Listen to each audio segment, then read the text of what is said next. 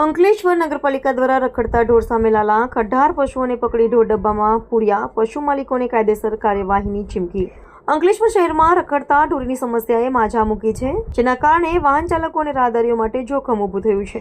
આ સમસ્યાના નિવારણ માટે અંકલેશ્વર નગરપાલિકાએ કડક વલણ અપનાવ્યું છે અને રખડતા ઢોરને પકડવાની ઝુંબેશ શરૂ કરી છે। આ કાર્યવાહી દરમિયાન શહેરમાંથી કુલ 18 પશુઓને પકડીને ઢોર ડબ્બામાં પૂરવામાં આવ્યા છે।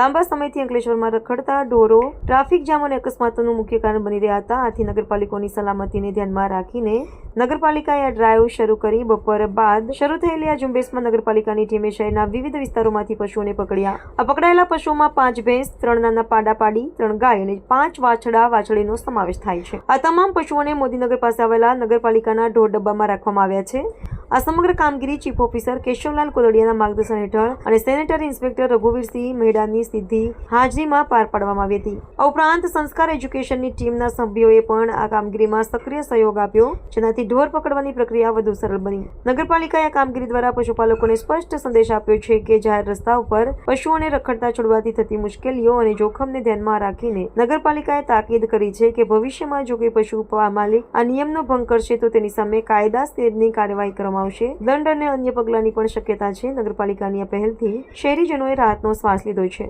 હવે જોવાનું એ રહ્યું કે આ કાર્યવાહી કેટલા સમય સુધી ચાલુ રહે છે અને શું તે રખડતા ઢોરની સમસ્યાનો કાયમી ઉકેલ લાવી શકે છે કે કેમ।